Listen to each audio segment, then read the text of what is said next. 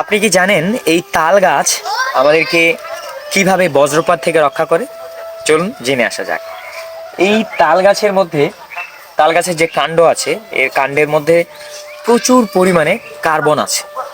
আর এই কার্বনের ধর্মই হলো ইলেকট্রনকে নিজের দিকে আকর্ষণ করা, অর্থাৎ নিজের দিকে টানা।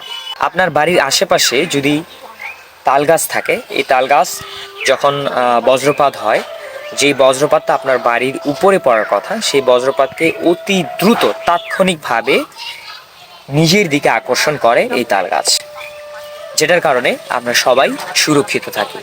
তাহলে একবার ভাবুন, এই তাল গাছ অবশ্যই আমাদের বাড়ির আশেপাশে রোপণ করা উচিত। যদি বজ্রপাত এই তাল গাছের মধ্যে পড়ে, সেই তাল গাছটা কিন্তু তখন আর জীবিত থাকে না। একবার ভাবুন, এই তাল গাছ নিজের প্রাণের বিনিময়ে আমাদেরকে রক্ষা করছে। সৃষ্টিকর্তার কাছে আমরা কতই না ঋণী, আর কত কিছুই বা তিনি সৃষ্টি করে রেখেছেন শুধুমাত্র আমাদেরকে রক্ষা করার জন্য। সৃষ্টিকর্তার এই ঋণ আমরা কখনোই শোধ করতে পারবো না।